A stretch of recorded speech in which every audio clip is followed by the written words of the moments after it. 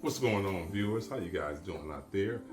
This is me, Nairi Jace, tapping back in just to give you guys another bar of this Gangsta Jake, the end result of a snitch path that I'm on.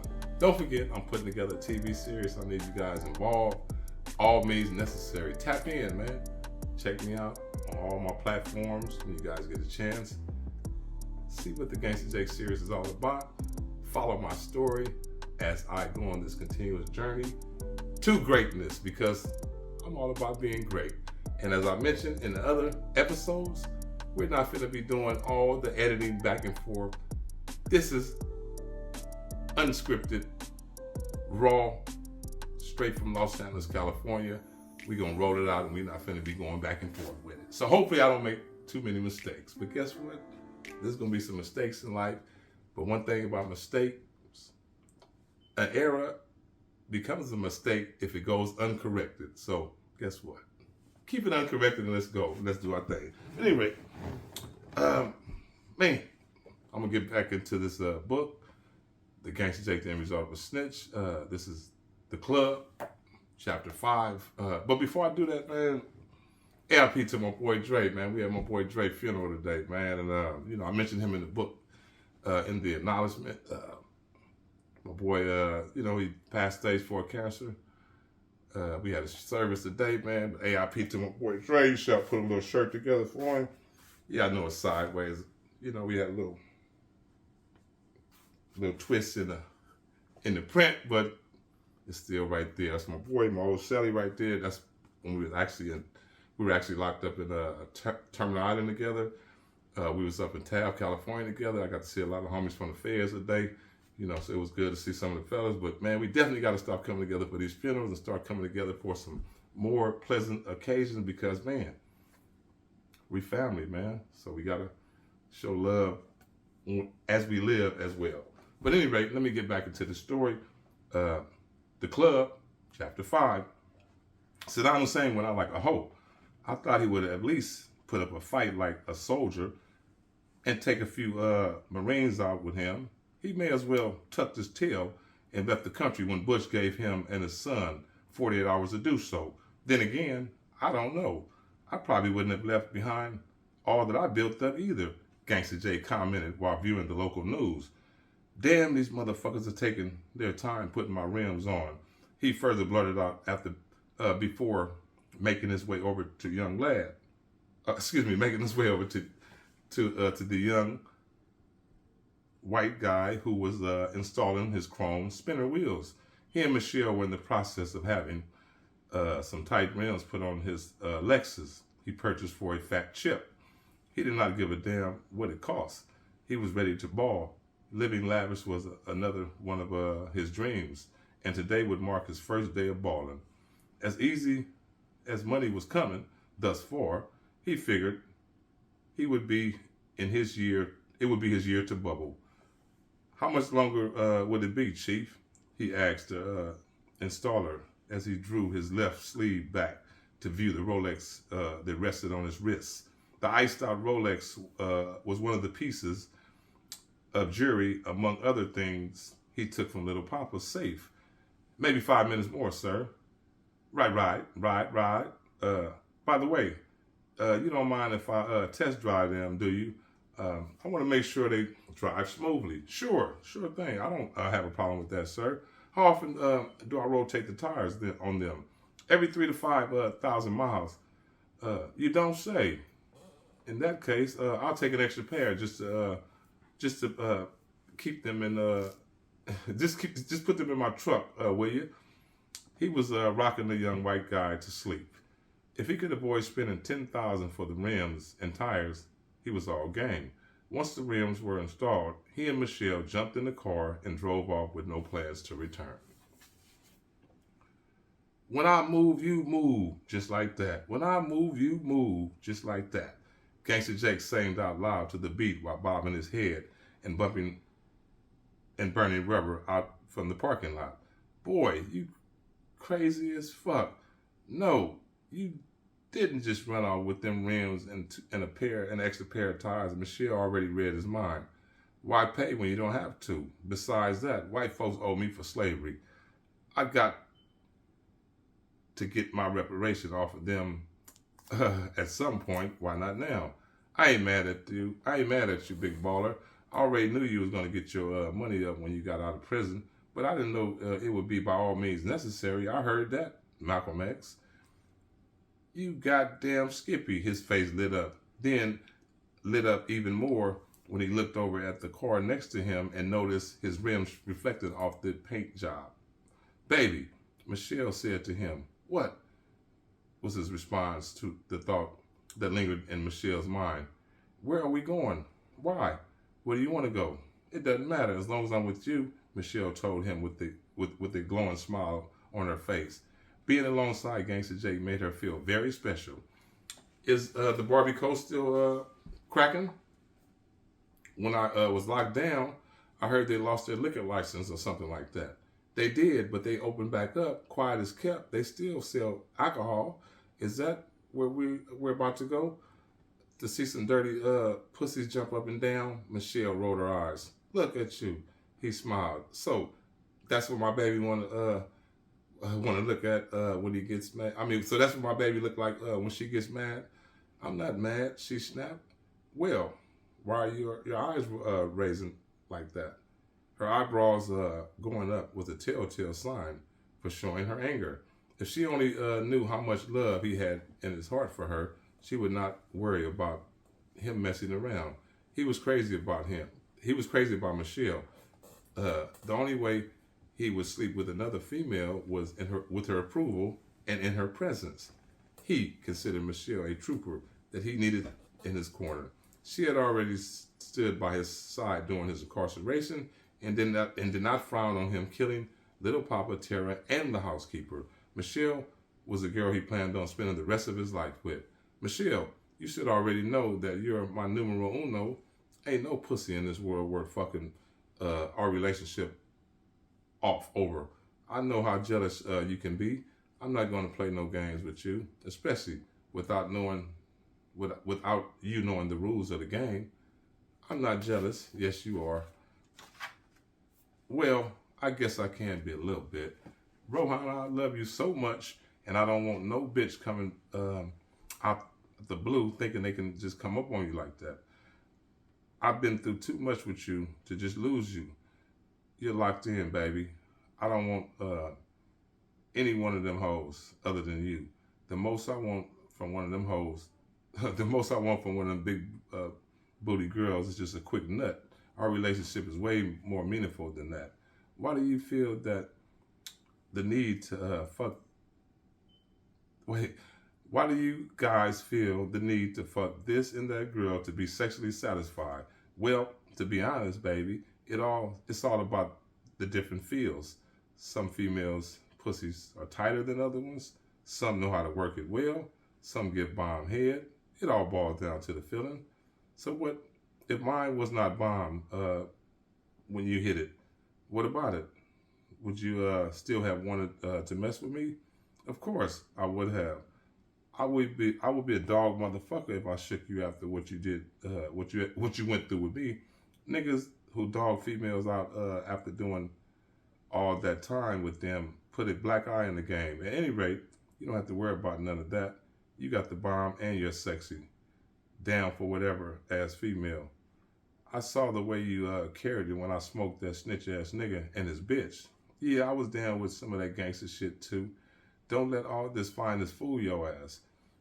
Check you out, trying to be all down with a guy. Oh, so I guess we're like Bonnie and Clyde of the ghetto, Gangsta Jake said with a smile. I guess we are, Michelle responded.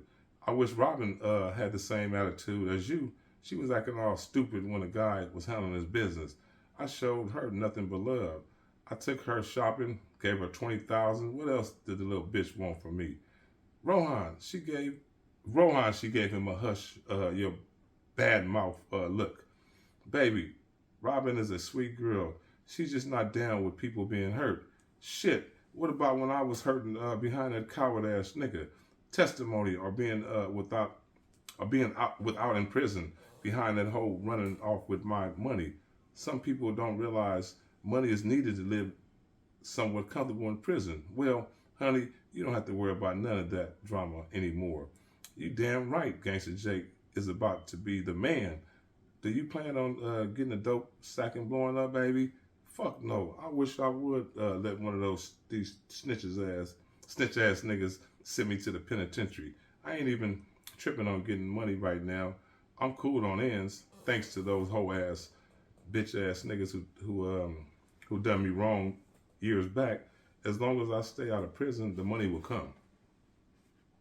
It's a nice night this evening.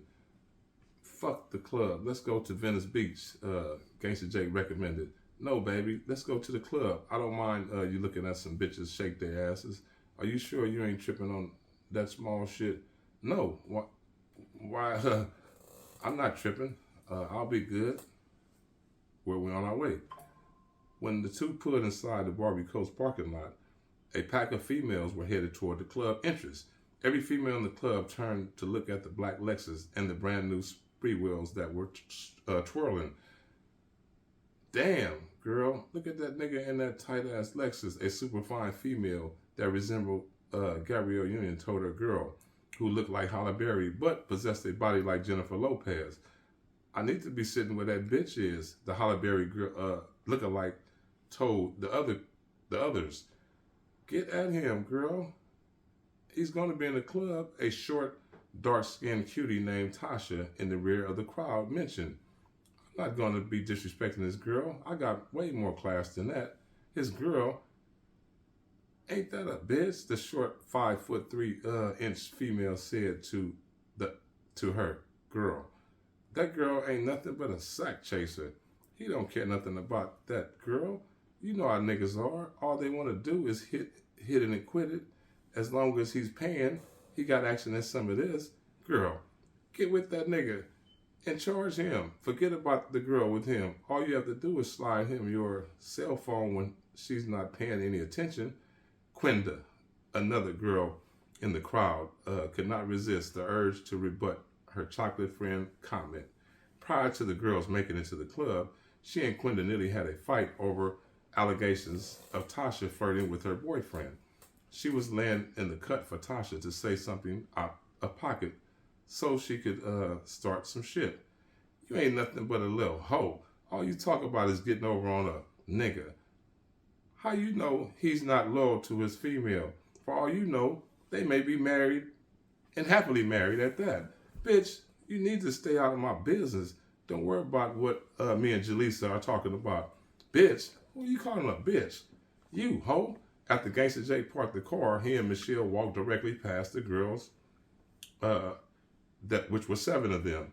The girls were so engrossed with the argument, they did not see him and Michelle walk directly past them. Right as the couple made it to the club entrance, Quinda put out a box cutter and sliced Tasha across her face, who immediately disregarded the wound and ran up on Quinda, delivering several blows. She landed 6 hard blows and knocked Quinda up against a parked car. Blood from her face was now everywhere. Look at them hookers go. They definitely have some east side in them. Michelle, I bet you ain't trying to see none of them crazy bitches, are you? I told you not to let this fineness fool you. She smiled. I would punish one of them bitches if it ever came down to it. Come on, baby. Let's go inside. I'm not trying to watch these hookers. They probably ain't fighting over nothing but some dick or pussy, baby. You would not believe how many females are out here sucking on each other these days. Yeah, I heard all kind of stories about it when I was locked down. Come on, let's go. They both walked inside the main entrance and left the club. And left the girls to deal with the 3 security guards that ran toward their direction. Salt Shaker by the Yin Yang twins vibrated throughout the demi-lit building. Females were shaking their ass and collecting tips throughout the club. Gangsta Jake and Michelle sat down at the club and ordered a bottle of Cristal. He was enjoying the scene, especially when 3 girls on stage approached him with their dance routine. The girl in the middle could have easily been a supermodel.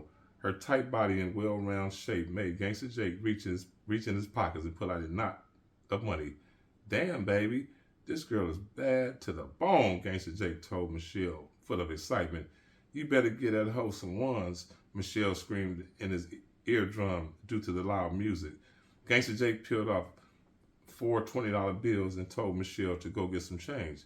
The stripper in the middle noticed how fat Gangsta Jake's bankroll was and focused all her attention toward him.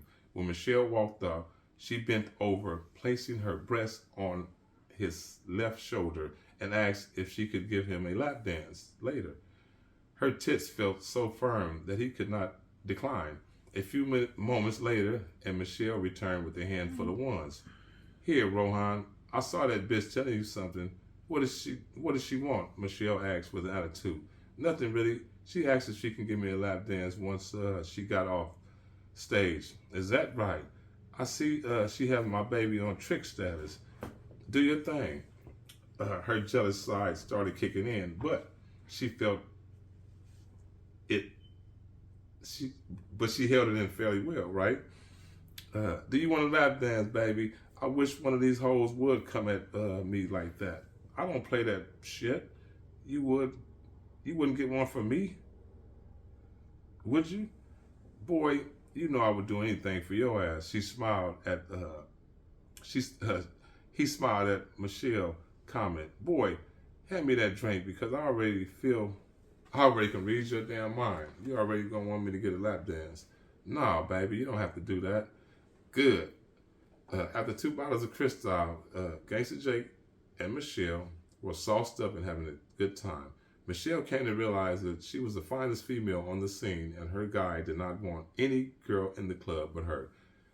The clique that spoke to Gangsta Jake about the lap dance suddenly appeared. She did not care about Michelle being present. Old girl was about her money. Excuse me, do you still want that dance? Oh, yeah, I almost forgot about you.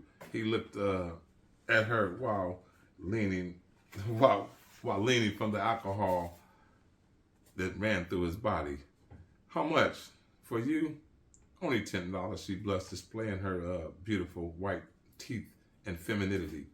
Michelle moved out the way and observed old girl techniques. Furthermore, she wanted to peep out the reaction of her guy. Gangsta Jake had the look of a happy man. He was excited about his first lap dance, and it was written all over his face. Old girl danced inches away from him before turning around and resting her firm butt cheeks on his lap. When she caught a glimpse of the fat ice-style Rolex on his wrist, she really got loose. She stood up with her legs going side to side, ass toward him, making her G-string move to one side, bent over in front of him, and shook her moneymaker directly at him.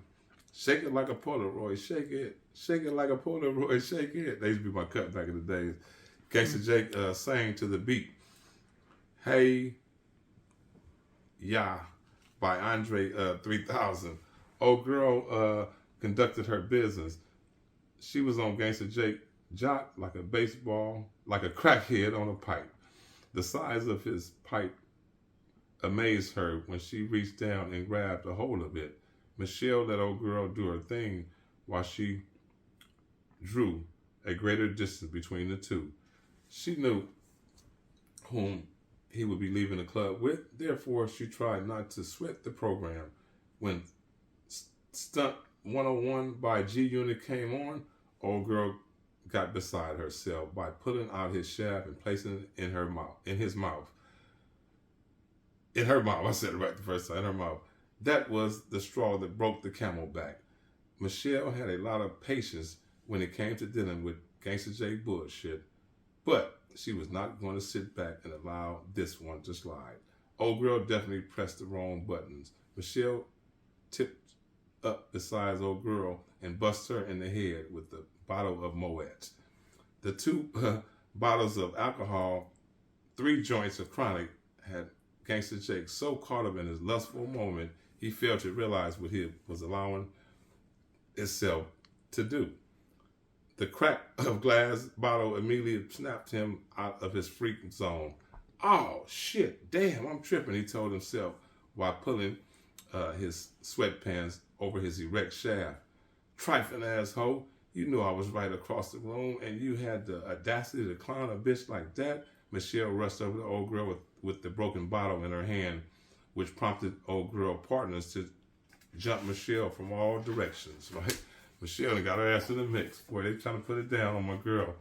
But it's like, shit. Sometimes them hookers get a little bit too far, wouldn't you think? I guess. Because she went from touching to sucking. God damn, where the fuck they do that at? What club was that? Oh, the Barbie Cole, son.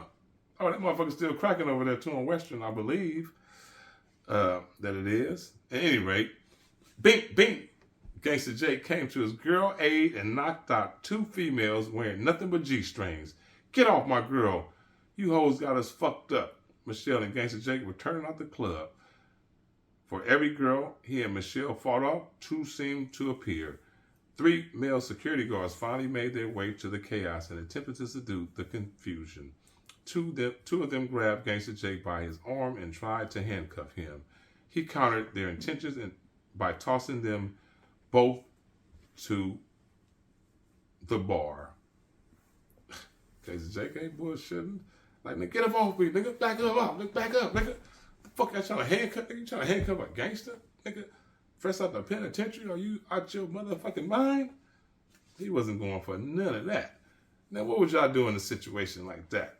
Motherfucker up in the club trying to have a good time, and then, you know, they get a little carried away. They got way carried away. They get way carried away, and no matter what the situation become, a squad will bust out. Boom, boom, boom, bang, bang. Motherfuckers beating up each other, tripping, scrapping, and it goes down.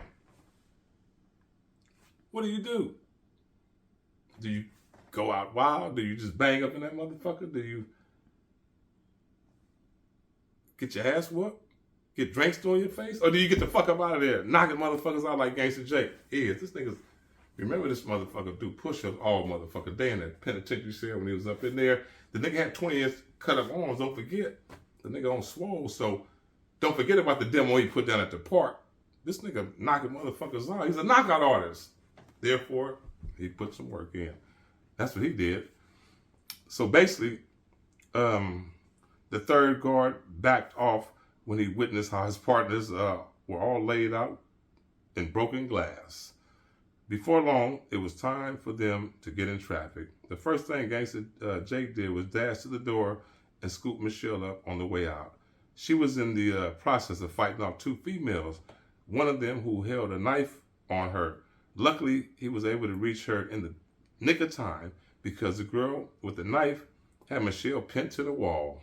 Woo! Michelle. Kill me. Nigga, you ain't finna kill my bitch. Not up in this mother. No. This club, not tonight, nigga. We leaving. We came together. We leaving together. One thing about them clubs, when it go down, when the drama unfold, make sure you get your party and get the hell up out of there together. There's a trip. Funny story happened to me the other day, man. This was after the homie funeral, man. Rest in peace, Fat Dog from Fighters Broadway, man. We had your funeral the other day, man. As we was leaving the club, actually, we left that club. We went to the Repath, and then we left the Repath and went to another club. Man, we was just partying that night. Like, it was just a gangster night that night. We was just out partying, having fun in the city. Los Angeles was turned up. And, you know, we were just celebrating the homie life. So we ended up going from the funeral to the cemetery to the Repath to a club in downtown LA. And then after that, it was kind of like, you know, we wasn't really turned down. It was kind of like late. We like, fuck, let's go to the motorcycle club. And we ended up going to the motorcycle club over here on Central and, 81st and Central or whatever, 79th or whatever. I don't normally go to motorcycle club. I ain't gonna lie, man. I stay up out the motherfucker. It'd be too much traffic, too much drama, too much gang activity, whatever. Because most of these motorcycle clubs, let's face it, they all pretty much gangbangers. Ex-gang members, they all come together, do their thing or whatever. You know, and it's just something I chose not to be a part of out here in this LA life. And I don't ride motorcycles no motherfucking way. But at any rate, the moral of the story is we're in the club, soon we go up in that motherfucker, man, it's cracking, man. I'm talking about, they got 1,000 motherfucking motorcycles right outside the motherfucking club. People all hanging out, partying, jumping, smoking weed, doing that shit. So we go in there. By the time we get up in that motherfucker I didn't really feel comfortable going in there. I ain't gonna lie, because it's like too many people. Even though, the homie, we had a couple of burners going there with us, but they wasn't tripping on guns going in the club. But it's like we get up in this motherfucker, it's like 800 people in there all around us, like partying. I'm like, God damn, this motherfucker females. They hugging the homie put it up, they hugging him. Like, hey, I don't even know you, but give me a hug. I'm like, oh, nigga, they own you, nigga. They think you're a celebrity. They go get at this bro. So he hugging them back and forth. We walking through there. It's just crowded. Female swarms of motherfuckers. And we finally get in the back. We get situated, hang out for like maybe 10, 15 minutes. Next thing you know, 2 pops go off. Pop, pop. I'm like, man, did y'all hear that shit? We like, everybody ducked down. The crowd started moving a little bit fast toward us, but they wasn't really moving like that. They was just kind of moving, but everybody was just kind of like laying low. Like we was just in the cut like this. Like, I'm like, the fuck is we in prison? It's like somebody did some penitentiary shit. Nigga, you already down, nigga got your motherfuckers, whatever. I'm just through the fuck out. I'm like, okay, well, anyway, cool. Let's deal with this shit and whatever. I'm thinking, I'm like, man, let's get the fuck about this shit. It's just too much travel. But it wasn't really my call because at that point, the people announced, get the fuck out the club. Everybody go. They threw us out. Long story short, somebody got killed in that club that night and we was in that motherfucker. But it's a crazy motherfucking world in L.A., man. More of those stories, a crazy motherfucking world in L.A. Somebody lost their life in there that night, and it was just too much for me to even want to go back to a motorcycle club. Y'all ran me off of them motherfuckers. But anyway, boy, y'all worse than the gang banging all over. But let me get to the end of this. So basically, Michelle and Gangsta Jake, they pretty much leaving the club and getting the fuck up out of Dodge. There's a whole lot of drama going on that they didn't create it. So Michelle did not respond. Instead, she sat in her seat, huffing and puffing to catch her breath. My fault, baby. I should have checked that stripper before it went. My fault, baby.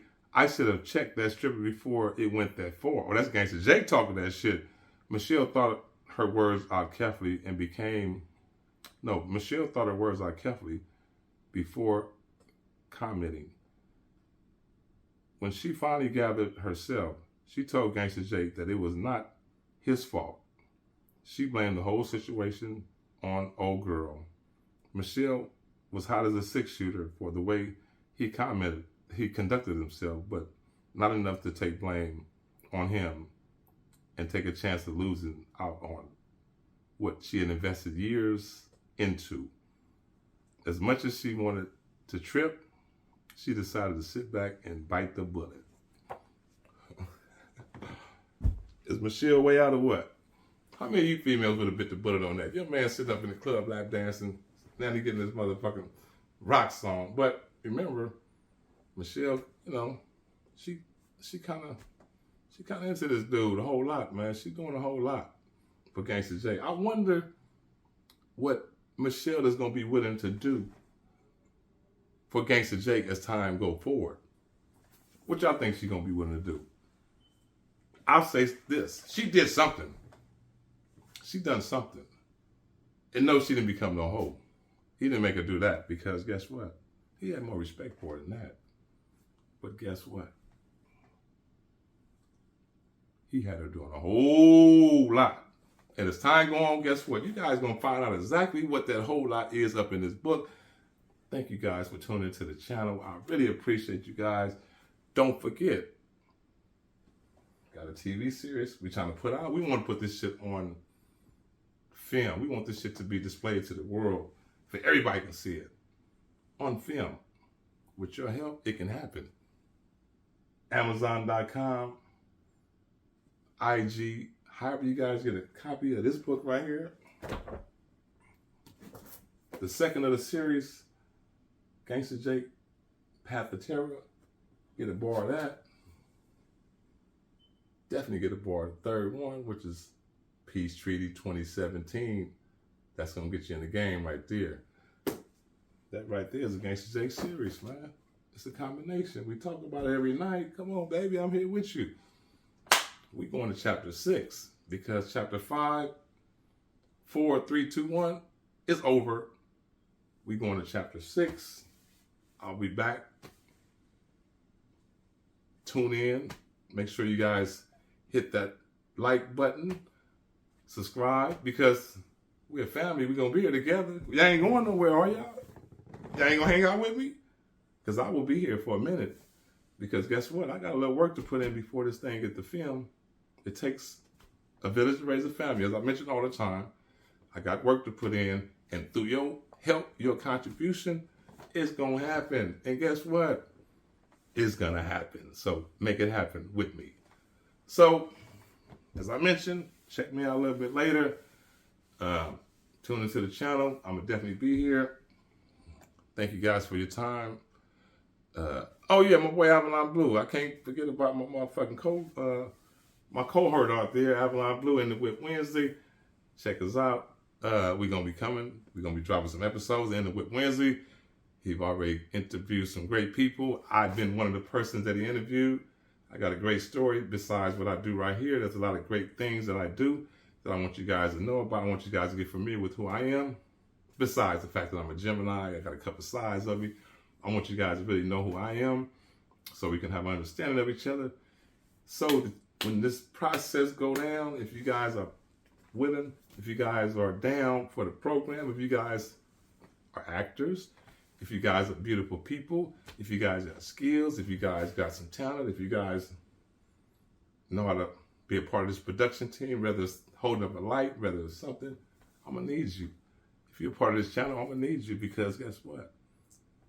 It takes a village to raise a family. If you're a part of it, if you want to be down with something that's growing, that's going to bubble up in your face, come get with me. Come fuck with me. All right, y'all. Well, shit, I done enough here.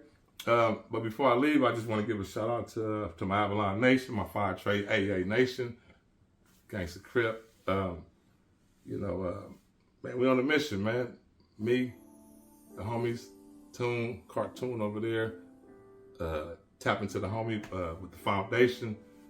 Tap into everything we got going on, man. Tiny Bo, you coming too with some of that music, boy. You finna be in the lineup. So get ready, homie. I know you got some new material.